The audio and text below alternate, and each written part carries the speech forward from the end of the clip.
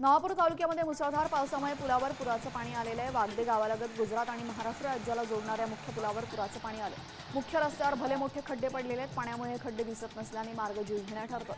एक माणूस बुडेल एवढा मोठा खड्डा यावेळेस रस्त्यावर पडल्याचं पाहायला मिळतंय।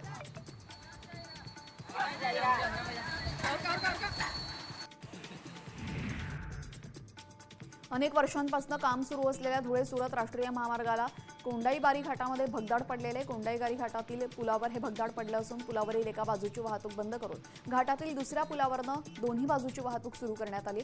महामार्गाचं कोट्यवधींचं काम निकृष्ट दर्जाचं असल्याचं यामुळे समोर आलेलं आहे।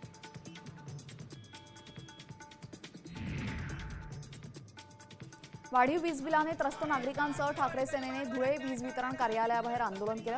धुळ्याच्या पारोळा रोडवरील वीज वितरण कार्यालयाबाहेर वाढीव वीज बिलं हातात धरून वीज वितरण विभागाच्या अनागोंदी कारभाराचा तीव्र निषेध नोंदवण्यात आला।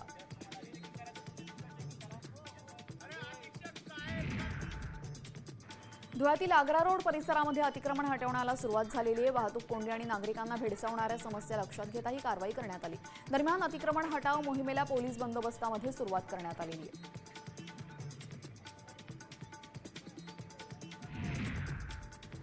संगमनेरच्या चंदनपुरीमध्ये स्कूल बसला अपघात झाला। पुणे नाशिक महामार्गावर स्कूल बस चंदनपुरी घाटामध्ये रस्त्याच्या कडेला पडली।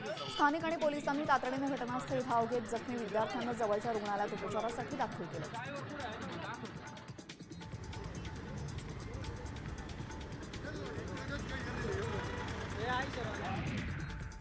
आता isakal.com आहे देशातील नंबर 1 ची मराठी न्यूज वेबसाईट। प्रत्येक अपडेटसाठी isakal.com ला नक्की भेट द्या।